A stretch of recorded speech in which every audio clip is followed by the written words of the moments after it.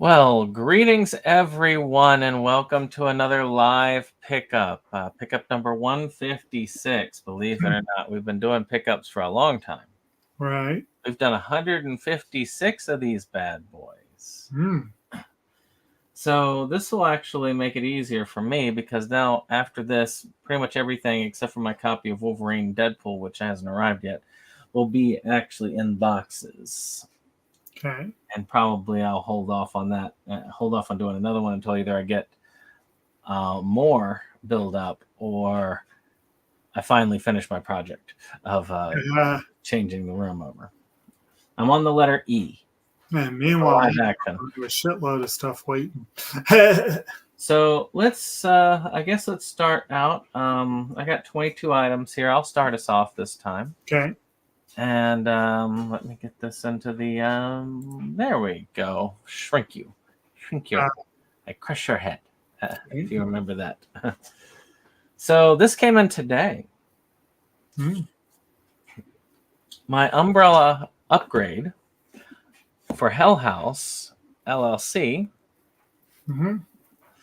Now this, the first two films, the first film has a couple of DVD releases, and the third film has a Blu-ray. Second film has a Blu-ray release, and then the third and fourth film do not have a physical release. Well, until now.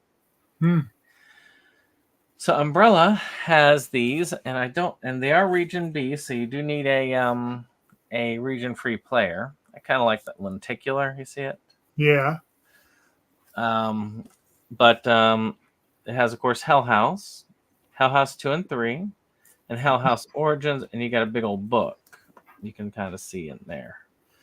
Now, I really like this set. It looks rather cool. It's a pretty solid box, but Umbrella does a pretty good job. So for those of you who want to know what Hell House is about, because it's a good one for Halloween, it really is. I'm gonna have 1 and 2 sitting in my my thinned out bin because this is going to probably not go on the actual shelf as anything other than just like kind of a stand-up display. But it's about these guys who run a haunt, and the haunt turns out to be in an actual legit haunted hotel, which is very unfortunate for the people who are running the haunt because they do not all make it out alive. So this is found footage film, and they're all 3 found footage films about this Aberdeen hotel. The first 3 definitely, and then the third one is sort of like it kind of runs beforehand and also kind of runs at the same time. It's hard to say, but they were on. They went to a variety of places for a while, and then finally just went to nowhere. So that's Hell House LLC. Okay. Alrighty. So my first one won't be anywhere near that fancy, but and that is a cool looking set, I'll admit.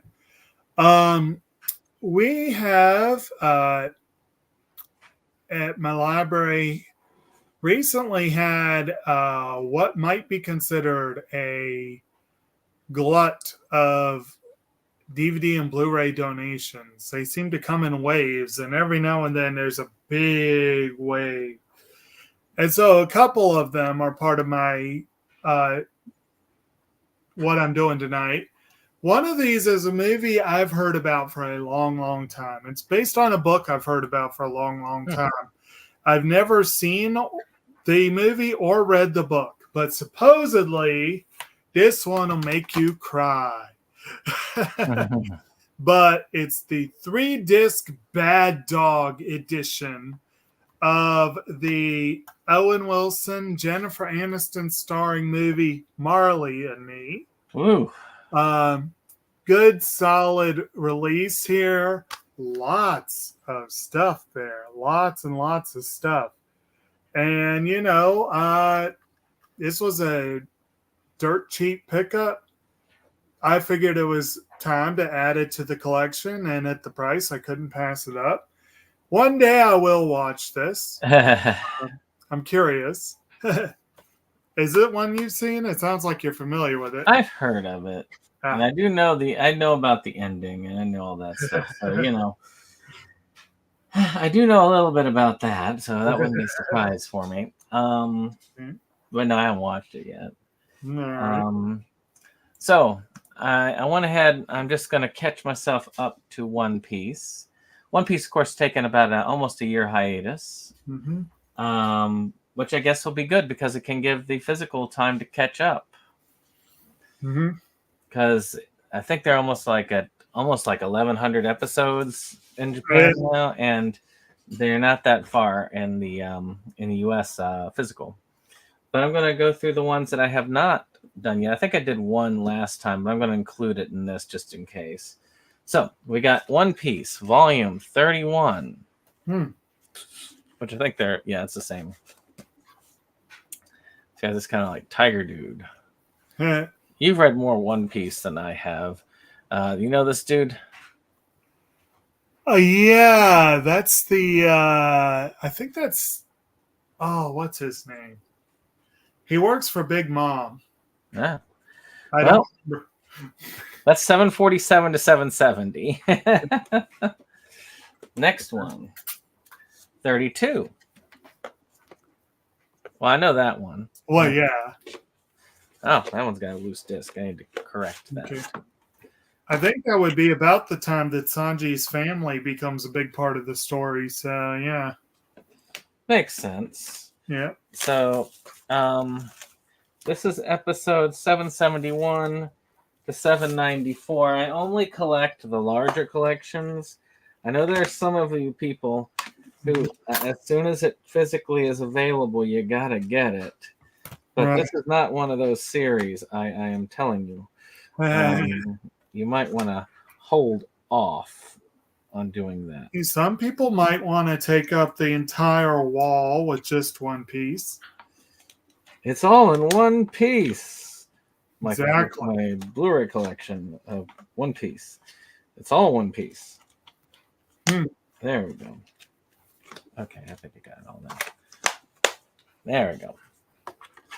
The good thing is that most of them are Blu-rays. It's all Blu-ray, so Blu-ray, thank goodness, takes more of a ticking, or more of a licking, I guess you say.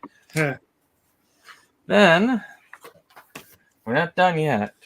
We've got number 33. I think that's Fourth Gear or something like that. I believe so, yeah. And that's 795 to 818. And by the way, I've got all the other volumes up to 30 before this. So then my favorite character, Brooke, for 34. Soul King Brooke. And this one is 819 to 842.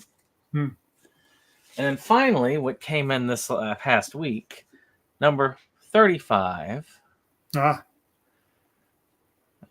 And that is episodes 843 to 866. Cool. So we're moving. We're moving right along with One Piece. I have not. Well, I admit I stopped watching One Piece a while back. A little around the Brooke storyline. And I stopped reading One Piece after a certain character dies. No spoilers, but if you know, you know. Okay. Mainly because it was Luffy on his own for like a year. And I was like, you know what? No, I can't do this.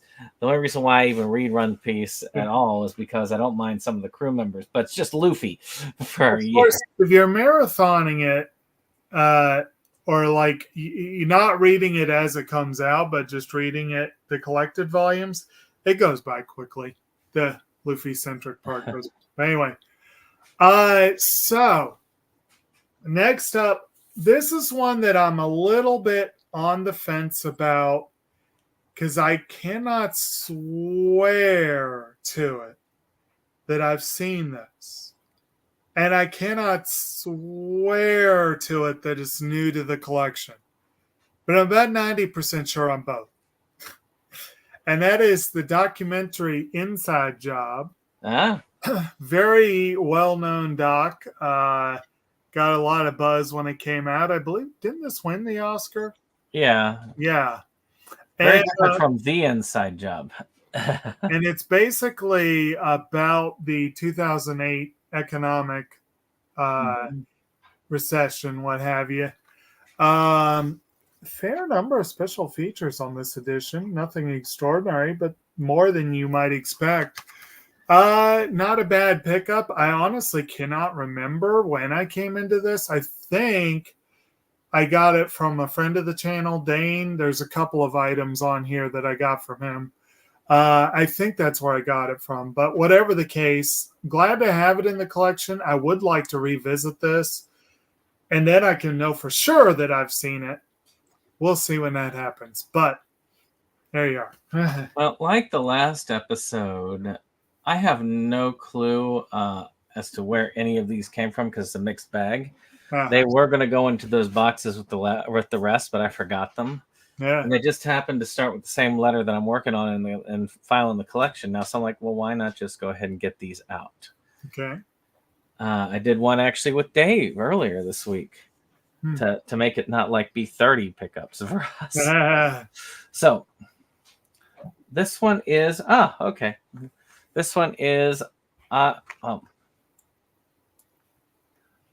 Eyes of Tammy Faye, which is about Tammy Faye Baker.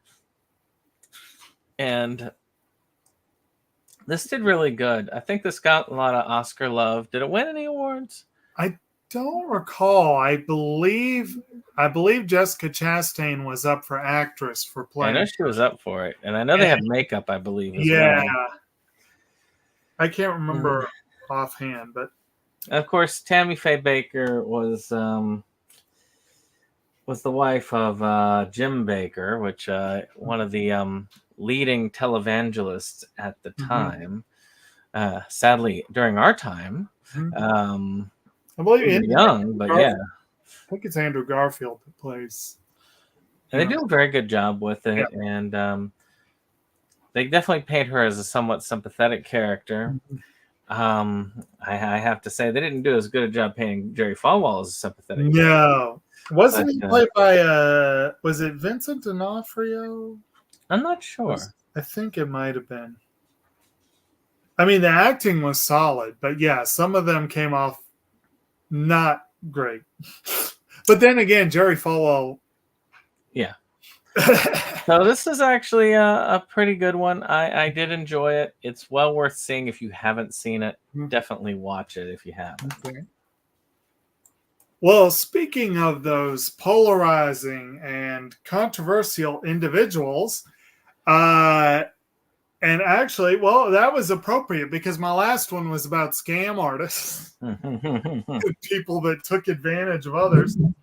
So, and then a polarizing individual who is the public face of something many people would call a cult-like scam. My next pickup from the library, this is a partial conversion and a partial pickup. And either way, it's a really cool set. And it's the Mission Impossible Extreme Blu-ray trilogy. Of course, Tom Cruise being that polarizing individual mentioned above. This is just the first 3 films in the series. So I'll eventually have to pick up the other. What are they up to now? They're up to like 7, 8. I've lost count. Yeah, they're up to a lot. I've got a set that has all but the most recent one that just came out this year. I actually only have the first movie in my collection. So this is a pickup of the second 2, and it's a conversion to Blu-ray for the first one. This will be a really nice space saver compared to if I had been doing them on DVD. I figured this is a nice set. I'd almost be willing to do this as a placeholder unless I can get a complete series collection, or even just get the others individually on Blu-ray. Either way, they're going to take up less space than they would have otherwise. But I saw this, I was like, I can't not do it. If nothing else, for the time being, I have the first 3 instead of just the first one. So, and for those who somehow Don't know this series. It is the action series that won't die. Well, one of them. It's based on the TV series that has one of the most iconic themes in TV history. And it's a fun series. The movies are great. Whatever you think of Tom Cruise, he is a really good action actor. And he has an incredible supporting cast in this series. And they're solid films. And I believe wasn't it the third one where Philip Seymour Hoffman was the antagonist? I can't remember. I've only seen the first one. And you talk about films with problematic actors. Tom Cruise definitely is one of those. First one, I believe. John Voight, I believe, was his co-star in the first one. Yeah. I admit I was disappointed because it really wasn't a lot like the show. Right. Which I was expecting. The show was a little more cheesy, wasn't it? A little bit. Like this one was definitely more just like action. Yeah, straight up action. Not much espionage, more like just boom. Yeah. But they did have some really impressive set pieces. Oh, yeah. You know, it's one of the more spoofed action series of the 90s. Yeah, solid series. And like I said, this was a pretty awesome pickup for the price. So, All right. So our next one is... Oh, okay. Eye of the Beholder, The Art of Dungeons and Dragons. Oh. Well, Jake and I will be seeing this sometime in the future. You know, I collect a bunch of Dungeons and Dragons documentaries and stuff because, we're doing a show about it, which season 1 is currently airing right now. Yeah. Episode 3, we're going to have Night Chills coming out this Friday.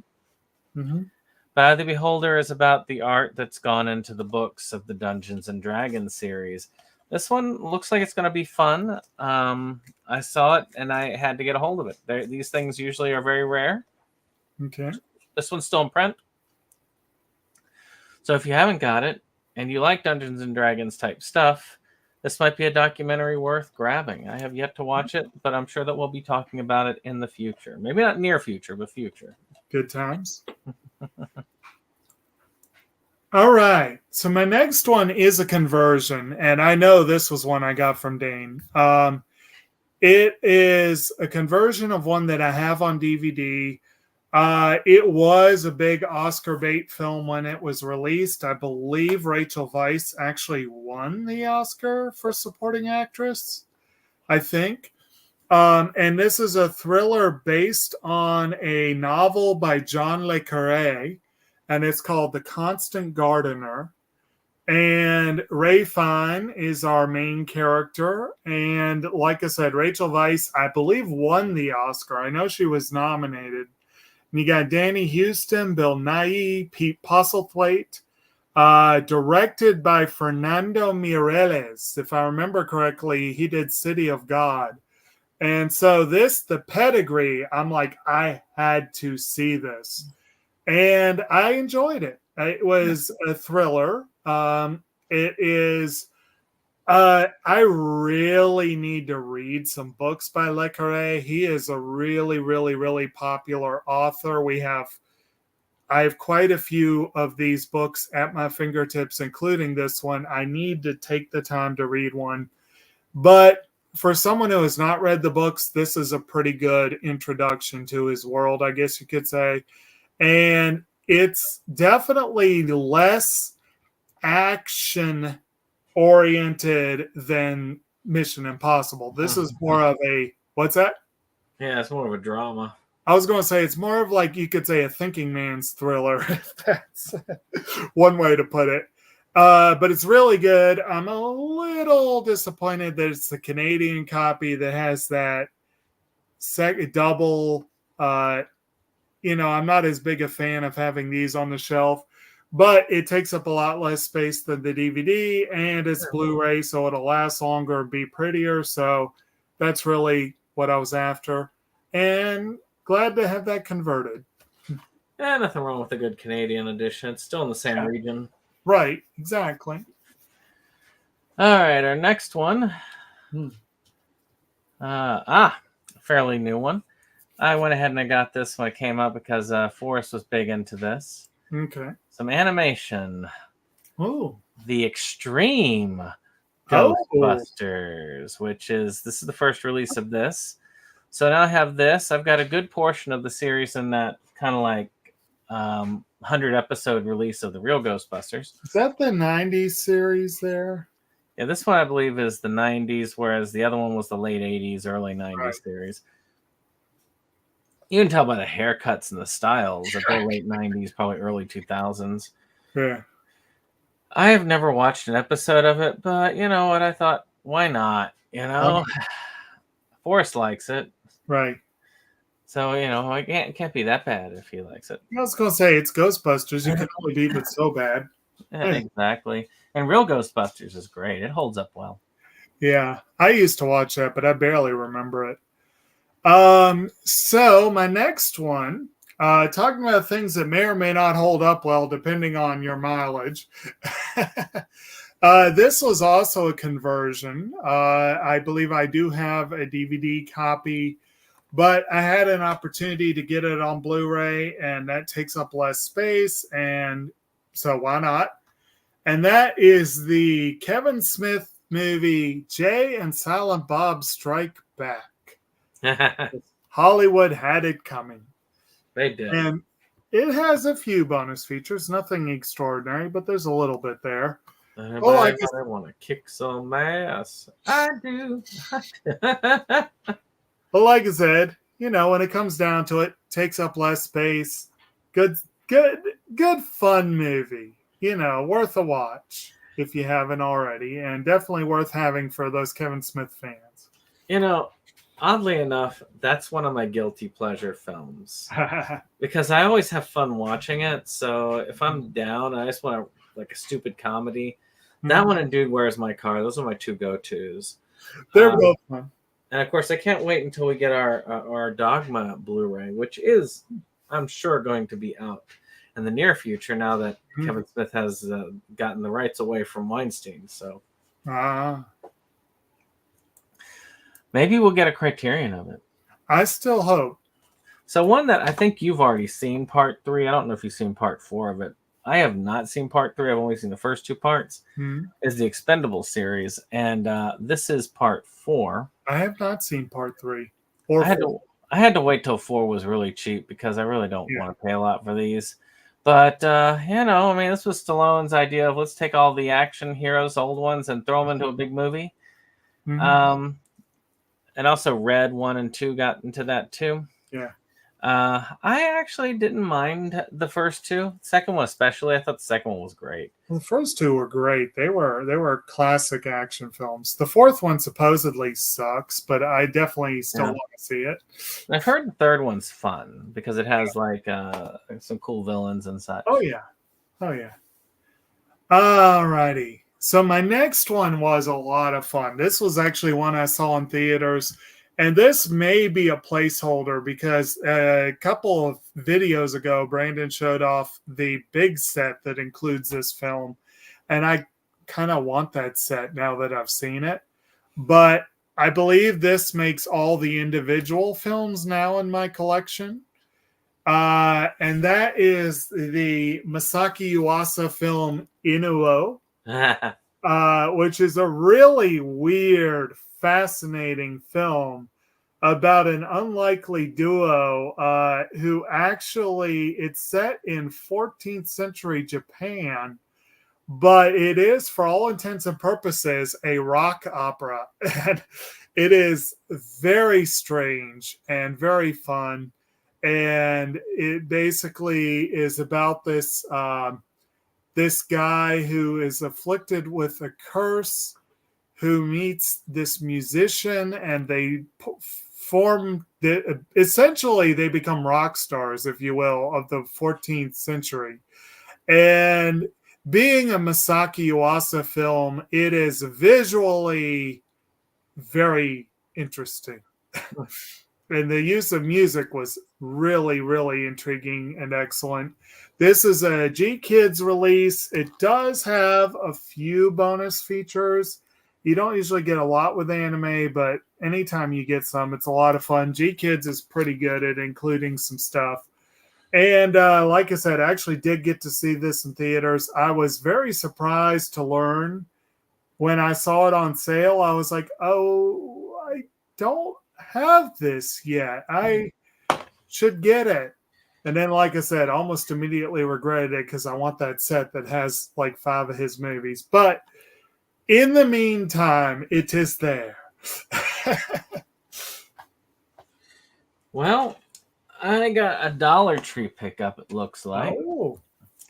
And that is the movie Exiled, a Johnny Toe film. Oh, okay. It's a magnet release, which is probably why I picked it up. I won't know whether this is any good or not. It's an action film, kind of an action thriller, but I won't know until I watch it whether I'm going to keep it or not, because I have to see it first. It looks like it might be good. I have no freaking clue because I've never heard of the film before. Have you watched Exile? I have not. Exiled? I have not. I don't think I have a copy. It sounds like something I would have picked up if I saw it at Dollar Tree, but yeah. No. Alrighty. My next one was most definitely not $1. I did get it on sale, but it was definitely more than that. A show that I am a huge fan of, and I think I presented the show a long time ago. It was one I actually watched when it aired, but I've actually never seen the movie, and I never got the movie, which was a Shout release, strangely enough, despite the fact that the series was released by Sentai Filmworks. A show called Shirobako. And this is the movie, Shirobako the movie. It's about the team at Musashino Animation, Musani as they call themselves. And the series is a workplace dramedy about 5 high school friends who swore that they would one day make an anime film together. And they each went into different parts of animation. One of them goes into computer graphics. One goes into animation, like actually animating. One becomes a production assistant. One becomes a voice actress. And one becomes a writer. And by the end of the series, spoiler alert, they do finally end up working together on a project. I have not seen the movie, and I honestly don't know for sure what's going on with this one, except that it's apparently set 4 years after the series. And the main character, Aoi, is offered a role managing a new theatrical animation. So the series is great. It is one of my favorite shows, and I've heard great things about the film. I don't know why I sat so long on trying to get hold of it, except mostly financial concerns. But have it now, and I definitely hope to get to see it sooner than later. I may try to rewatch. I've not watched my copy of the show, so I may try to rewatch the show and then put this on, which very possibly could happen with next year's theme of doing longer series. So we'll see. I need to upgrade my copies of the Shirobako series to Blu-ray. It's hard to justify it unless it's really cheap. Right. So one Kickstarter project or Indiegogo, whatever, the basically crowdfunding project. Right. I backed, finally shipped it out, and I was like, wait, I don't remember. Oh, wait, I think I did back this 2 years ago. I forgot because they never updated.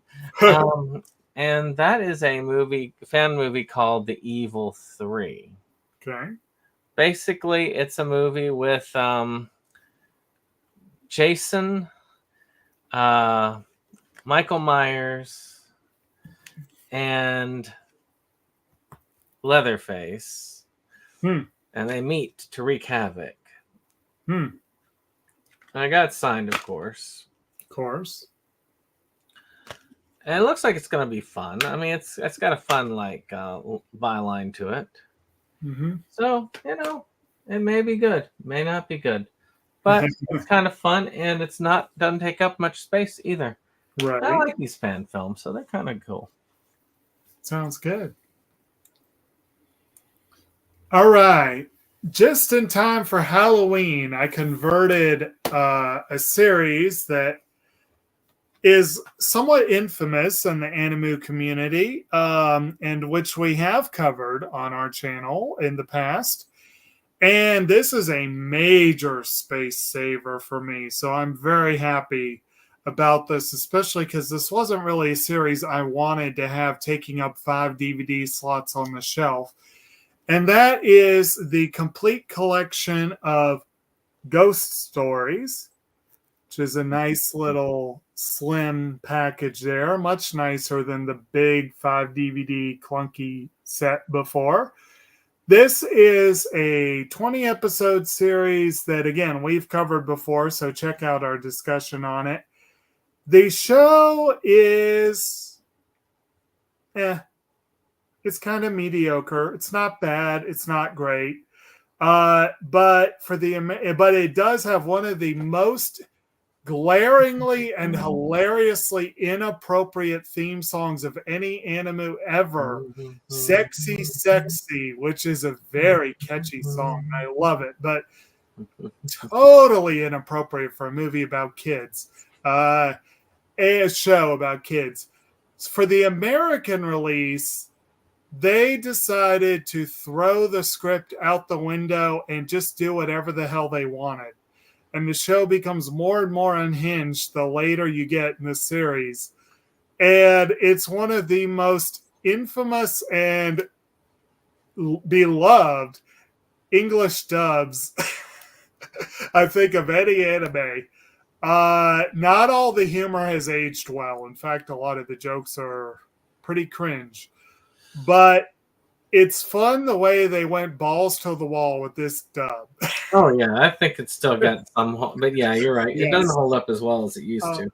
But again, I'm very glad to have this taking up so much less space on the shelf.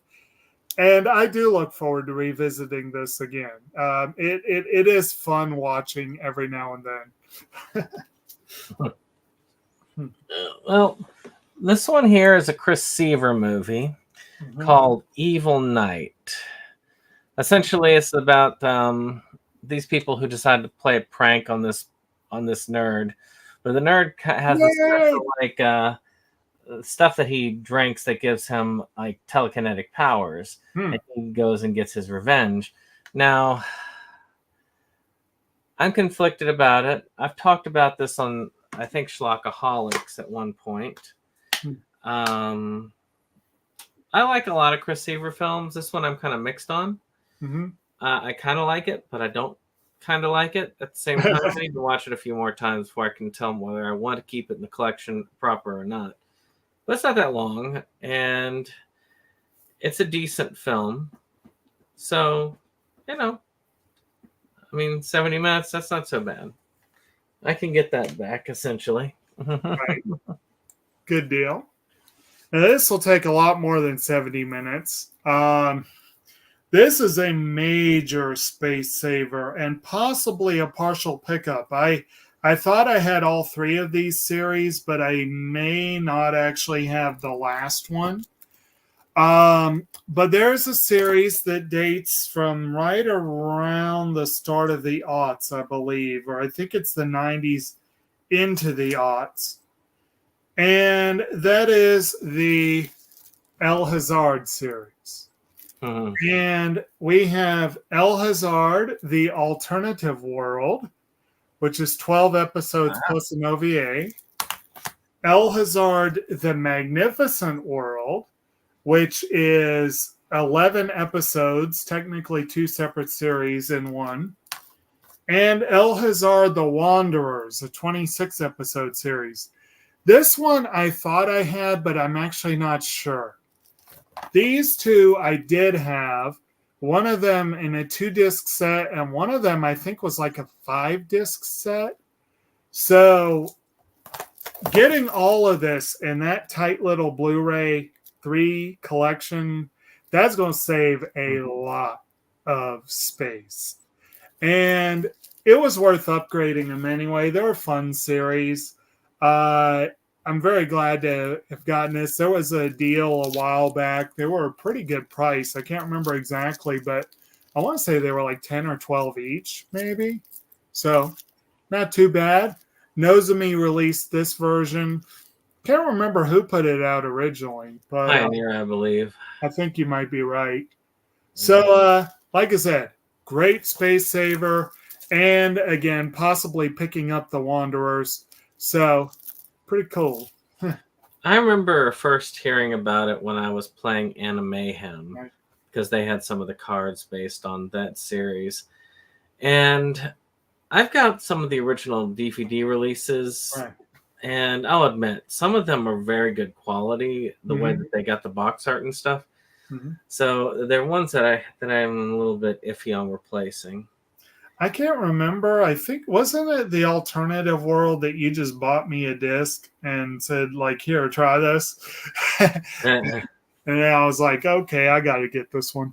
Yeah, they were good series. I like them all. Okay. So here's one that is actually a multi-nominated Versus Awards.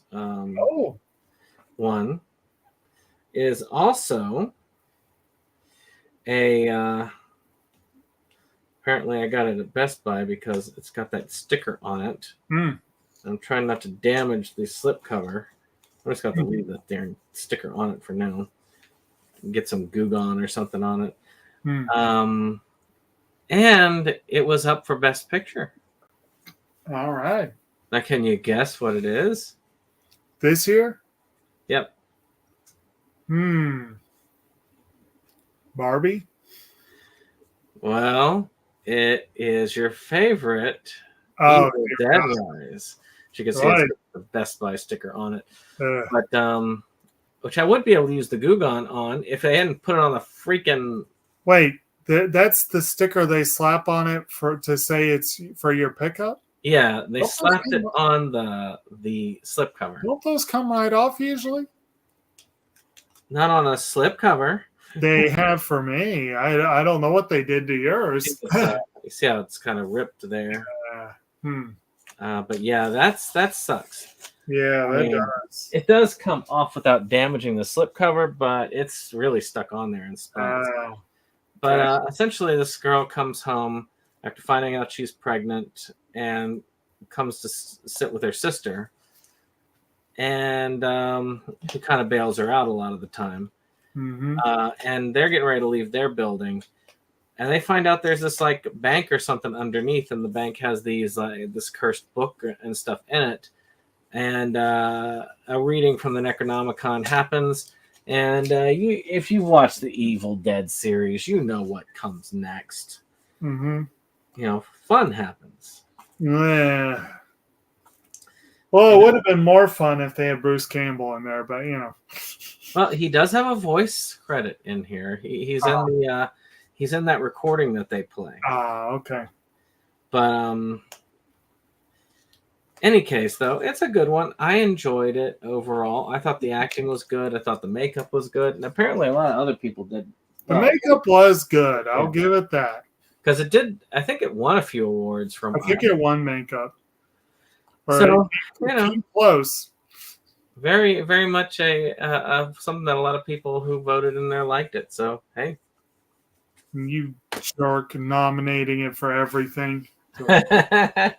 Anyway, so next up is one that I still have yet to see, but I bought the Nozomi DVD release, which was in 2 parts. And I had an opportunity to convert it to Blu-ray cheaply, so I did. And that is the series Rental Magica. One of these days I'll plan to watch this. It's supposed to be good. I've heard good things, and it looks fun. But like I said, that's going to take up so much less space than 2 DVDs, so I thought it was worth grabbing. One day I will watch it. Exactly. Now, Evil Dead, the original trilogy, was re-released on 4K Steelbook. Mm-hmm. And I've showed off the first two on here, but we're missing one. Probably the one that's the most fun of all. Okay. And that is the 4K Steelbook release of Army of Darkness. Ah. So he's That got one his is fun. boomstick, he's beating up skeletons and Right. has a ton of special features. Scream Factory released this. Mm. I think Best Buy released the double feature of 1 and 2 on Steelbook. Mm. And it's just kind of cool to have all of the original 3 in Steelbook 4K. Right. So they are good movies. They are worth having in a collection. I know a lot of people who love this series in general, and they are good movies. They are. I mean, the first they're a bit campy at times, but well, that one's full on camp, but in a good way. But they are very good movies. They're very fun to watch. The first one leans more into the horror elements, but they keep sticking more and more comedy in it as the series goes on, with the second movie being kind of half and half, and then the third movie being straight. I don't even know about comedy, really. I mean, about horror at all, really. Well, it has horror elements, but it's more of a comedy. It's more like a fantasy comedy movie, but still, it's well worth checking out if you haven't seen it. Definitely. And in my own world, I am king. Hail to the king, baby. So my next one is a sentimental favorite that actually comes out. It came out around the same time as Army of Darkness, actually. A year or two later, I think. Army of Darkness was 92, right? Yeah. So I think this was 2 years later. This is a Kino Lorber release, and if memory serves, it was a conversion from a DVD. I think it might have been one of those stupid-ass flippers, but I can't remember for sure. But this is an old family drama called The War, which features Elijah Wood and Kevin Costner, Mara Winningham, music by Thomas Newman, John Avett production. We've got a couple bonus features on there. Kino doesn't go all in on the bonus features, but they've usually got a couple decent ones. This was a good movie. I enjoyed it a lot when I was younger, and like I said, it's definitely worth having, and I was glad to have the opportunity to get the Blu-ray fairly cheap. Yeah, very interesting movie, very dramatic. Right. One of the movies that really helped put Elijah Wood on the map, even that one, I guess, and The Good Son probably were his first major roles. So, Vinegar Syndrome did their halfway to Black Friday sale, which is basically about the same on discounts as their Black Friday sale. Okay. And I usually go to their partner labels because they put those on sale too at the time. And they have pretty cool releases of films that you normally would never see. And this one was a documentary that I said, you know what, I'll grab it because I like anything about movie collecting. And that is Everything to Entertain You, the story of Video Headquarters. You can see this kind of like has a VHS type feel to it. And then this is the actual like Blu-ray cover. You got daytime, you got nighttime. Now, Video Headquarters was apparently a very big sign, actually even has the closing sign on this, was a very big video rental store out Jersey way. And it apparently was one of the few mom and pop stores that actually grew and was able to even compete with things like Blockbuster, which a lot of people remember Blockbuster fondly, but they were assholes. They killed the mom and pop movements in the video store, and then they helped to kill the industry entirely. So I don't fondly remember Blockbuster the way a lot of people do. But this one stayed in business all the way up to 2017 and then had to finally shut its doors. And it's a very cool story about the birth of it, like in the 80s, about them pushing this thing called the VCR that most people are like, why would you push this? And just in general, it was kind of cool to watch that. You get a little bit of video store history, and you get that talk about a pretty cool video store itself, and the sad part of it going out of business. Okay. Very good one. I would recommend it to you. I think you would like it. Okay, yeah, that sounds pretty interesting. So, right on the very tail end of the 80s, well, technically 1990, David Lynch put out one of the weirdest friggin' movies he ever did, and that's saying something. Mm.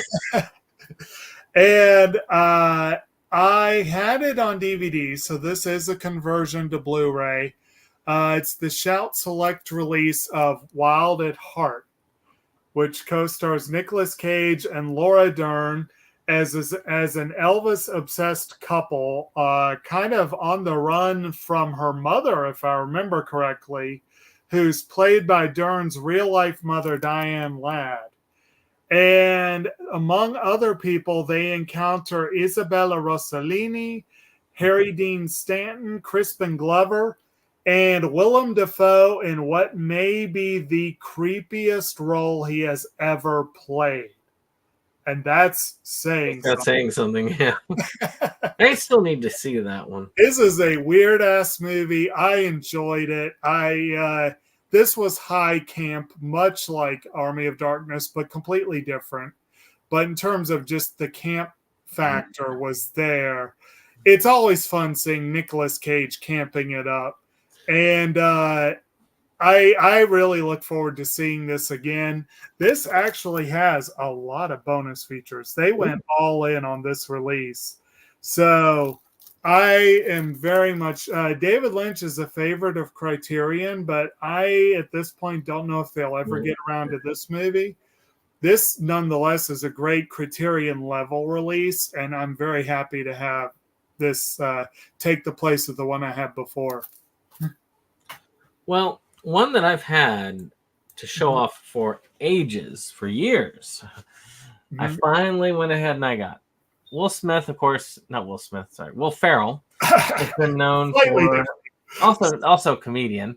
Also, it was been known for a lot of his wild, zany characters. Right. But this is one where he plays a more dramatic tone, and that is the movie Everything Must Go. I've yet to see this film, and it has been years since I've gotten it. But I think it's about a man who basically loses near everything. Yet loses his wife, his job, and the worst day of his life. Faced with his life imploding, Nick puts it all on the line, or rather on the lawn, as he moves himself and all of his possessions to his front yard.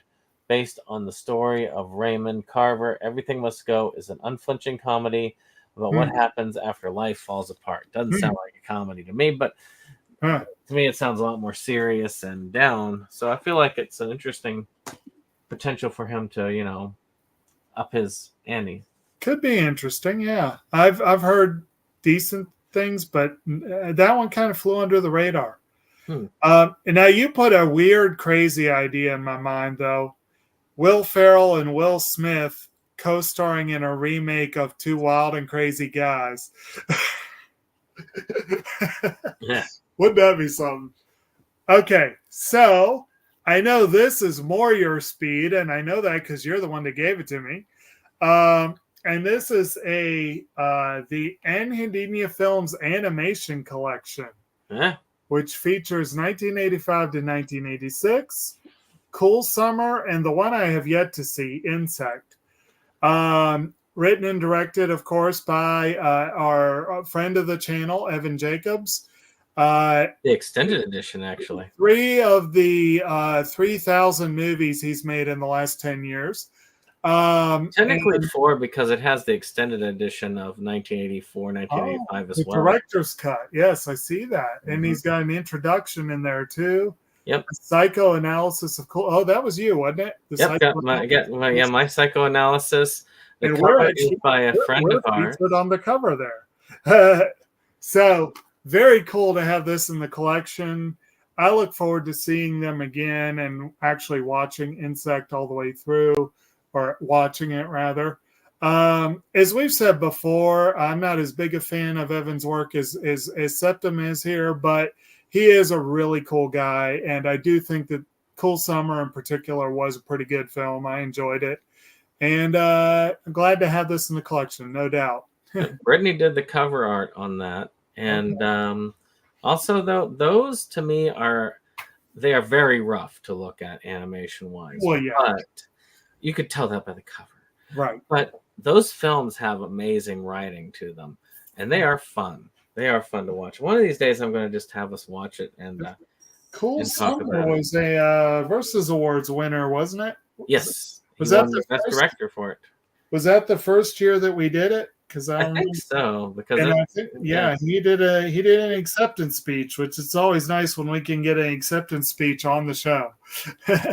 So speaking of award winners, here's another film in the E's that is an award winner. Not necessarily a Versus Award winner.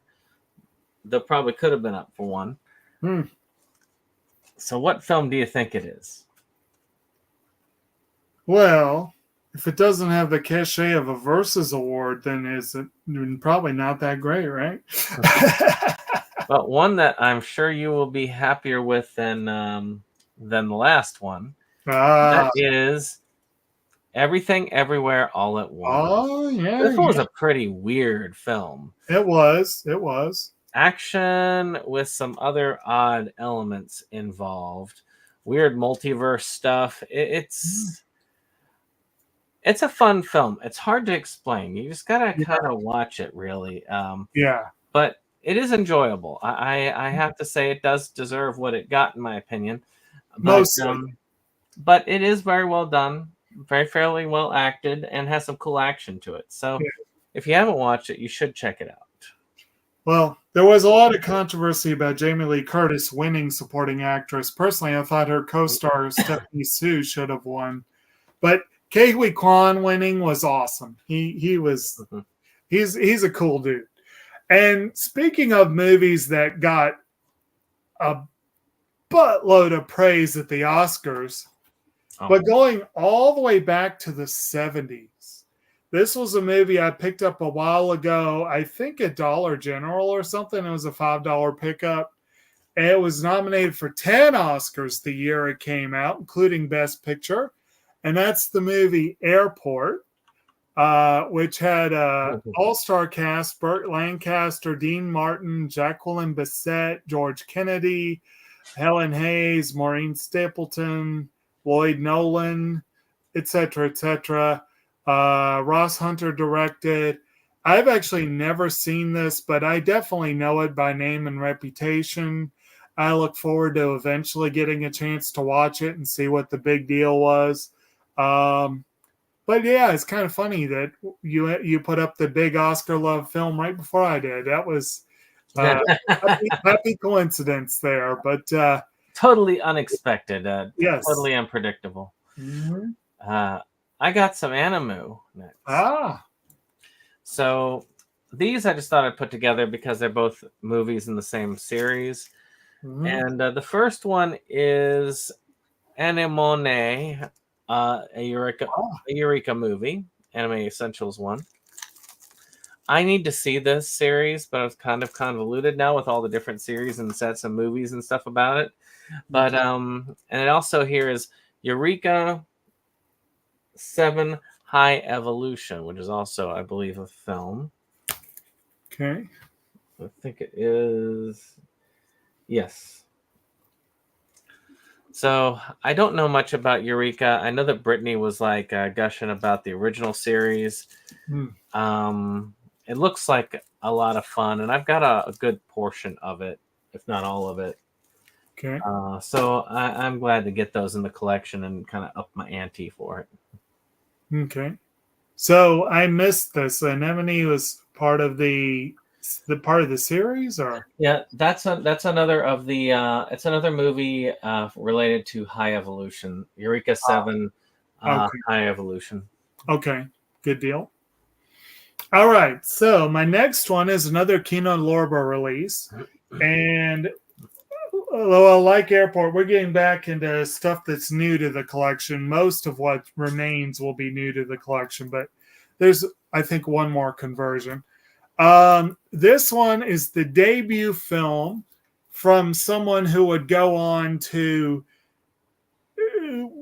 have another film that Oscar fell all over itself to drool over. A film that ended up winning Frances McDormand her third Oscar, Nomadland. And then, of course, the director went on to direct one of the most polarizing parts of the MCU, Eternals. And that is the director, Chloe Zhao. Her debut film is called Songs My Brothers Taught Me, which, as was typical of most of her early films, didn't really have any big names in front of the camera, although one of the producers is Forrest Whitaker. This is a highly acclaimed film. I've seen a couple of her early films, and I did see Nomadland and The Eternals. I imagine that this is not going to be an exciting movie. It's probably going to be very slow, very methodical. Just like Nomadland and The Eternals. It is only an hour and a half long, so it's about half the length of The Eternals. It is one that I'm very happy to have in the collection. Like I said, it's a very acclaimed film. It's one of those lesser-known films that I'm glad Kino puts these kind of movies out so that people can get them. God knows when I'll get around to watching it, but it is there now. Well, I've got a Walmart bargain bin. Woo! And that is the 3-film collection of Escape Plan 2, and Escape Plan 3. Another high classy series. Yeah, really. It's I've heard that the first one at least is fun. Right.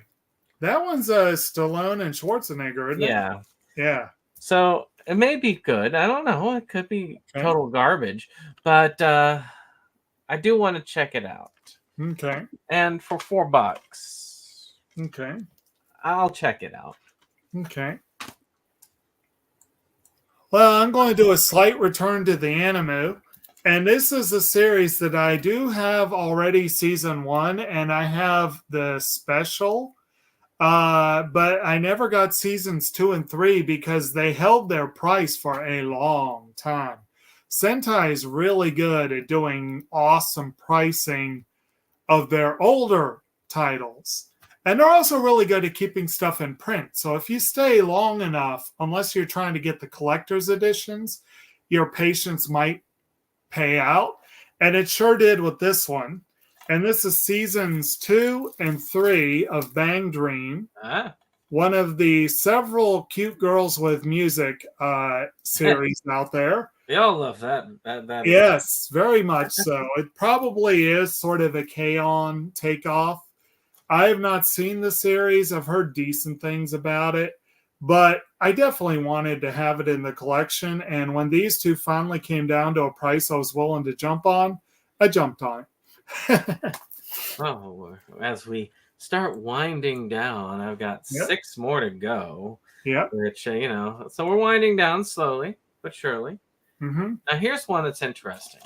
It's called Escape from Tomorrow. Huh. There's a Mickey Mouse hand you're seeing there. Yes. I don't know if you heard of this one, but it's very interesting. So listen to the synopsis here. An epic battle begins when a middle-aged American husband and father of 2 learns he has lost his job. Keeping the news from his nagging wife and wound-up children, he packs up his family and embarks on a full day of park hopping amid enchanted castles and fairy tale princesses. Soon, the manufactured mirth of the fantasy land around him begins to haunt his subconscious. An idyllic family vacation quickly unravels into a surrealist nightmare of paranoid visions, bizarre encounters, and an obsessive pursuit of a pair of sexy teenage Parisians. Chillingly shot in black and white, Escape from Tomorrow dissects the mythology of artificial perfection while subversively attacking our culture's obsession with mass entertainment. Okay. That's interesting. This sounds like it should have a Criterion seal on the side. But it looks fun. I have to check that out. Okay. Funny you should say that, because the remainder of my pickups are Criterion releases. Woo! And the first one will be a slight return to the idea of conversions. This is actually a fairly recent Criterion release, but I had acquired a copy of said film from Septum a while back. And when I had the opportunity to convert to Criterion Blu-ray, obviously I jumped on it. And that is the Terry Gilliam classic, The Adventures of Baron Munchausen. Oh, heck yeah. Which definitely has Fun a film. lot of Criterion bonus features on it. This was a fun movie, came out in 88, features Uma Thurman's first screen role, if I remember correctly, as well as a memorable cameo by Robin Williams. Our main character is played by John Neville. And we've also got Oliver Reed, Sarah Polley, Jonathan Pryce. And it's just a fun, weird movie that's pure Terry Gilliam and was probably one of the last movies he put out before he started having the worst luck of any director alive. Yeah. And it's good, solid film. And like I said, when I learned Criterion was putting it out, I was like, yeah, I'm getting that. Well, Criterion needs to release that Don Quixote movie. Yeah. And they need to make Lost in La Mancha a special feature in that one. Mm-hmm. I have both of them, and I have yet to see the movie, but I've seen the documentary that was behind the original. It's the other way around. I have not seen Lost in La Mancha, but I have seen The Man Who Killed Don Quixote. So I have a couple here from Disney. Maybe not in this order necessarily, but I got two of them from Disney in the stack. When I was trying to get some stuff at the end of the Disney Movie Club with some sales on it, trying to get some dirt cheap, and because they probably go up later, I went ahead and I got the movie Epic.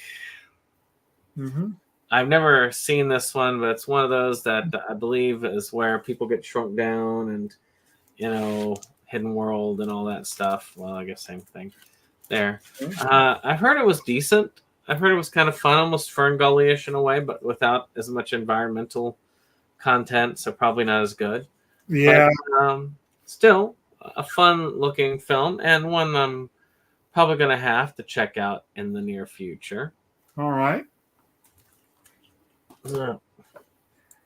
Speaking of epics, my next one is from a director known for epics, and supposedly this is one of them. It's a film I have not yet seen. It certainly is epic length. It's 2 hours and 18 minutes. Almost epic length. And that is the Martin Scorsese adaptation of Edith Wharton's The Age of Innocence. Ooh. Which with Daniel Day-Lewis, Michelle Pfeiffer, and Winona Ryder. Woohoo! Music by Elmer Bernstein. Definitely a great pedigree here. Did you see the announcement that Daniel Day-Lewis is unretiring? Oh. Yeah. 7 years after The Phantom Thread was famously his last film. But his son is directing a movie, and he's decided to star in his son's movie. So that's pretty cool. Who knows if he'll stay unretired or retire again afterwards. But this one, I've known about it for years. I've been meaning to see it for years. I've never read the novel or seen the movie. But it's set in the Gilded Age. It's supposed to be really, really good. One day I'll see it, but now I have it. Being a Criterion release, it does have some decent bonus features. Not quite as epic as the releases of Munchausen, but probably about middle of the road for their releases, I think. But very, very glad to finally have this one. And like I said, one day I'll sit down and watch it.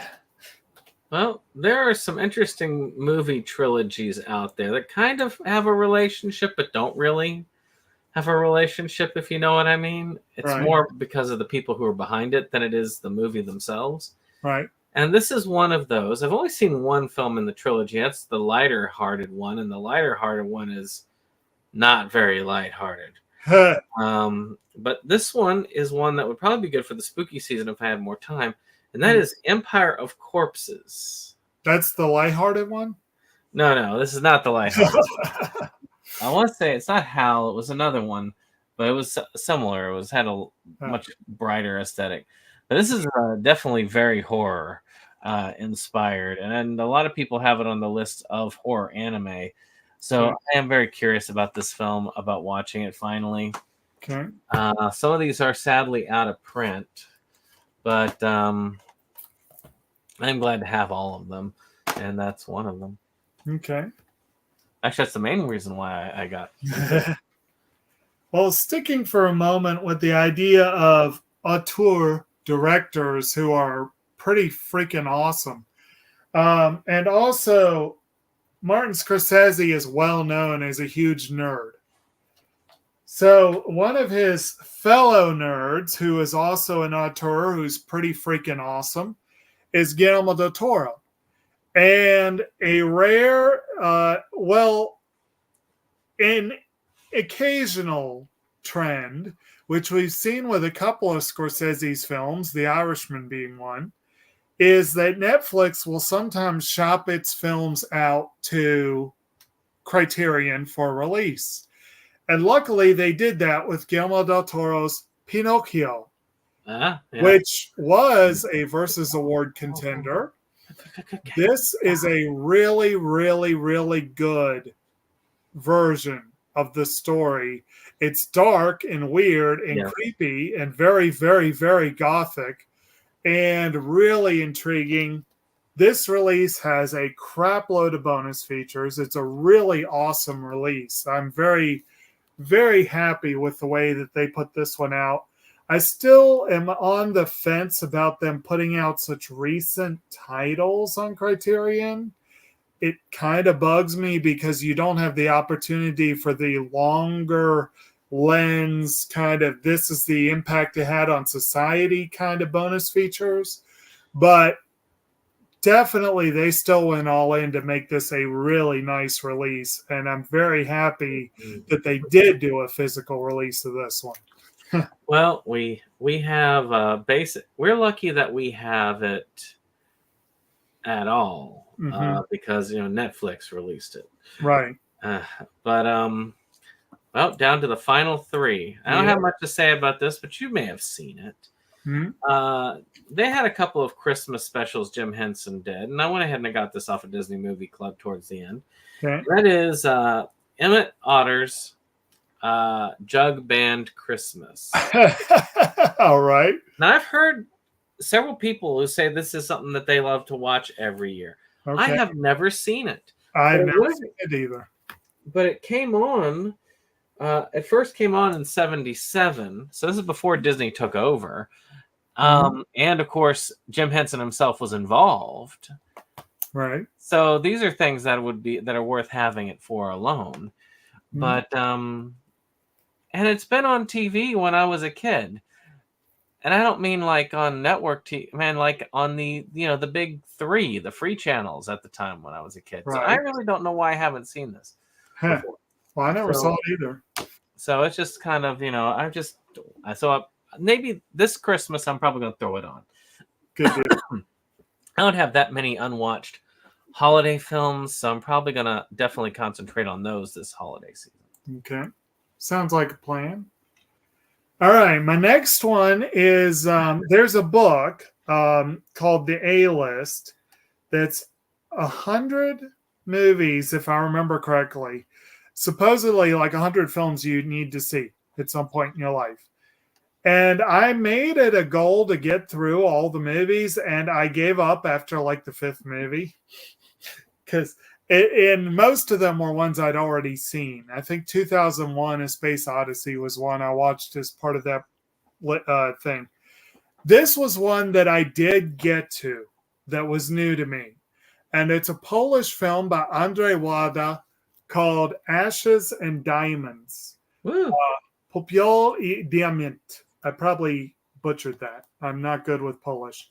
But this is, I think, an older Criterion release. It does have a modest number of bonus features.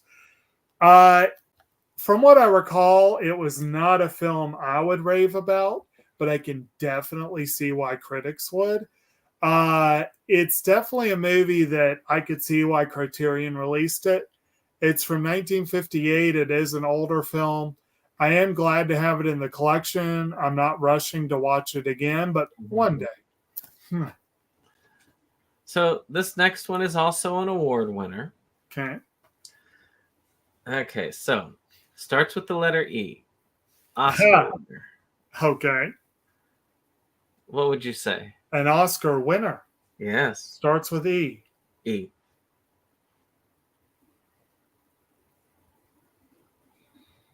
Of course I'm drawing a blank. Elephant Man. Actually, Emma. Ah. Now, this has been in my collection for years, and I never got to show in this one. Oh, okay. And I got it when I was looking through a Criterion sale years ago. And I have watched this. I guess I streamed it because I didn't watch my copy. But I admit, I was bored by this movie. I know. If I recall correctly, my Belarusian friend loved it. It was one of her favorites. Well, she is that kind of character. Yeah.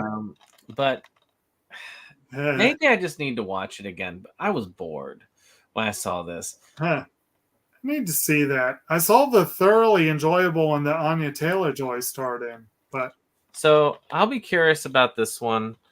It did win a lot of awards, so maybe it's one that I need to see. Okay. I do need to see that version, and I need to read more Jane Austen, including Emma. I've just read Pride and Prejudice. So my last two have a couple things in common. They're both Criterion releases, and they're both movies that I nominated for the Versus Awards, but they failed to get actual nominations, unfortunately. And the first one actually was a favorite at the Oscars. There was a lot of buzz for this one at last year's Oscars. And I made a point to watch it before our nominations were due, only to be moderately disappointed in it. I still thought it was good, but I didn't think the praise fully lived up to the hype. And it's another one of those brand new releases that went straight to Criterion. And that is Anatomie d'une Chute, or Anatomy of a Fall, filmed by Justine Triet. Stars Sandra Hüller, who was up for Best Actress. And she does do a really solid job in the film. And it's about this family is vacationing out in the middle of freaking nowhere in France. And the husband is a Frenchman. Oh, no, they've recently moved to this place. There's the wife, the husband, and their child. And the wife is a German national. The husband is French. They moved back to France after living in England for a while. And he dies, and she is put on trial for his death. So it's mostly a courthouse drama. It's very interesting seeing a European courthouse drama. It's a little different than what Americans are used to. The film partly disappointed me in the fact that because the main character is a German national who barely speaks French, English is the dominant language in this movie. It is not a foreign language film. So I was not able to nominate it in that category. But it is a good movie. I enjoyed it. It has a decent number of bonus features. Again, this is a really awesome collector's edition.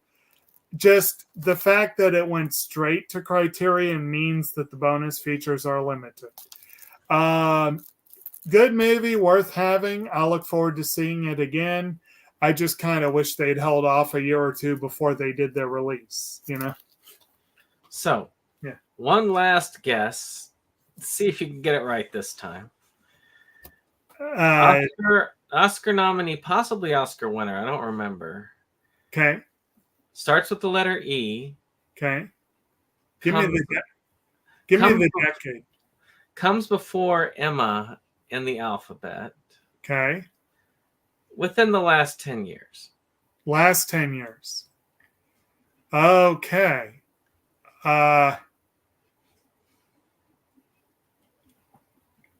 Eurovision Song Contest. Yeah, that comes after Emma. I was surprised about that one, actually. That was a great movie, though. But that comes after Emma. Geez. I am having trouble with this for some reason. Ernest and Sel. No, that comes after Emma. Well, I'll go ahead. Okay. It is a musical piece. Okay. Oh, Elvis. I did get nominated. I don't remember if it got a win, but I know I got nominated. Yeah, Austin Butler was definitely had a deserved nod for Best Actor. And it was really good. I actually did enjoy this. I was doubtful. Yeah. I admit, I was doubtful. I didn't know whether I was going to like this or not, but I did watch it, and I did really like it. Yes. Tom Hanks did a great job in the role he played. Right. Well, there was people were of two minds about that. Most people, I thought he did better than people gave him credit for. Yeah. Well, I've seen The Real Guy, and he actually did a pretty good job of trying to mimic that dude. So I thought he did a pretty good job. I thought Austin Butler did an amazing job. Oh, he was great. And it was a good movie for those types of movies. If you like those types of movies, and you should know them by now, there are plenty. You've got this, you've got Ray, you've got a lot of other ones. Mm-hmm. If you like those movies, you'll like this one. It's good. And it is absolutely critical to note that it is a Baz Luhrmann film, because Baz Luhrmann films are a whole thing. Personally, I thought that Moulin Rouge was vastly overrated. Oh, God, yeah. But it was still a fun movie. It's just his movies are so hyperkinetic.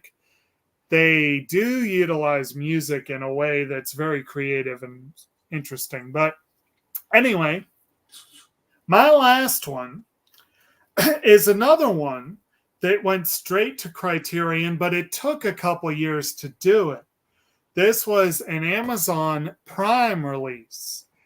And I nominated 2 or 3, I think 3 of the 5 movies, because they're all feature length, barely. And I do believe they constitute separate individual films. But Amazon had a very misleading release where they essentially called it a mini-series and basically scuttled any chance of an Oscar nod for any of the films.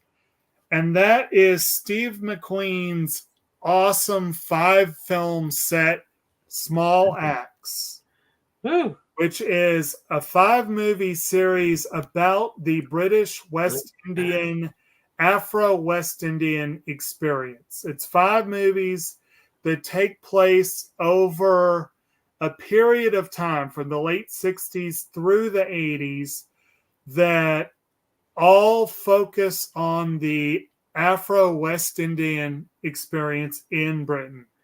And the first one, if I recall correctly, Mangrove, the first one was all about a bar that was used as a meeting point for political activists.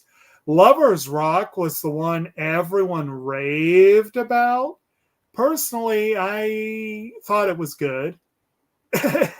I loved Mangrove. Lovers, it was almost like diminishing returns. Each one I liked a little less. Red, White, and Blue, if I recall correctly, was the one that featured John Boyega as a cop. You had Alex Wheatle and Education.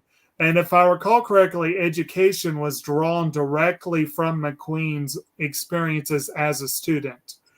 And this brings together all 5 films, and it has a separate release, Uprising, which is a documentary that he co-directed with James Rogan about the 1981 New Cross house fire. It's a 3-part documentary. I have not seen Uprising, but I think I heard good things about it. But I absolutely loved Small Axe. I thought it deserved so much more love than it got. The critics raved about it, and it got a lot of views on Amazon Prime, but that was about it. And like I said, it got no love from our other Versus Awards people. And because of its weird release, it got no Oscar love, despite the critics raving about it. And when I learned that Criterion was doing it, I was like, hail yeah. And I am getting that. And I got it at the first opportunity. I look forward to rewatching it. I look forward to eventually seeing Uprising. If you haven't seen this, absolutely check it out. And it's definitely worth grabbing. Next time, Criterion sale's coming up next month. So, wow, it's coming up in a couple weeks. Shit. I will have even more pickups next time. Be prepared. Yes. Any case, I hope y'all have liked this kind of impromptu pickup. This is the last one for a little bit. Okay. Once I've gotten to where I've got everything situated in the collection, unless things build up. If I start picking up some stuff, there might be a small one. I know that I've got Deadpool and Wolverine that's going to be there, so I'm going to show off my steelbook of that once I get it. But I'm not going to do that until I get at least 5 in there. And right now I don't have that. So any case, I hope you've enjoyed this. If you did, hit that subscribe, hit that like, and share. And we'll see you on the next one. Bye.